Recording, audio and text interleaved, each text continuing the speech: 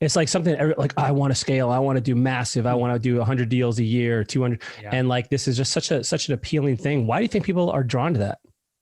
It's a great question, Wojo. I think people assume that bigger is better. Yeah. And I quickly realized that bigger isn't better. Better is better. And just because you can scale, it doesn't mean that you should. And having not just a vision for your life, but having a vision for your business, I think is just as important. Because I think I got sucked into like, I don't know if it was a pride or an ego thing, but like, you know, we all jump on social media and we see people talking about how many deals they're closing and how big their checks are and their wires and, oh, I have X amount of team members and all this kind of stuff, but they don't realize everything that goes into it. Mm-hmm. And man, my business became very stressful.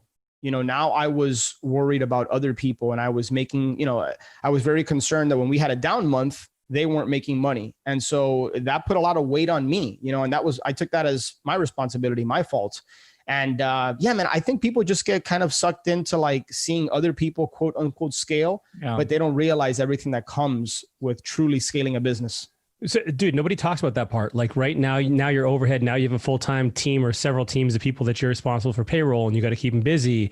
And I mean, it's a whole different ballgame. And the other thing I see with that too is like sometimes people that enjoy a certain part of the business, when you start scaling, it takes you out of that part. Yes. And so now you're doing something you don't even like, you know, right. And so it just completely changes the nature of the beast for a lot of people. That's interesting to say. And you use the word beast that I use, right? Because I had created this beast that I had to feed to the tune of about $45,000 a month in overhead. And some people listening, that might be a lot. And to other people, that might not be a lot. I guess that number is relative. But the point for me, while I didn't have a vision for my business, it was never to have to spend 40 to 50 grand a month just to break even. Yeah. You know, like it just didn't fit what I wanted anymore. Not to mention the business I was in, as you guys know, is just very transactional. And there was a part of it that just got boring, you know, like, and boring isn't necessarily bad, but like there was no challenge. I had been doing it for 15 years, and not that I feel like I had mastered or perfected it, but it just got boring, man. I don't know. Sure. There was something that was missing with it. Well, and then you kind of alluded to that. The thing that it sounds like was missing for you is you recognized this part of you that was related to giving and to serving people.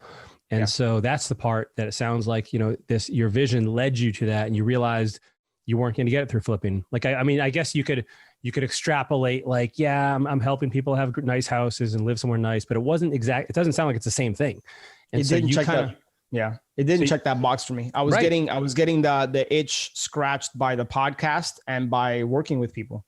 And that's what I was going to ask you. How did you know that's what was missing? Like, was it just time you spent alone? Did you have hints? I think, well, first of all, there was a lot of prayer involved. There was, meditation. There was coaching calls, with Steve.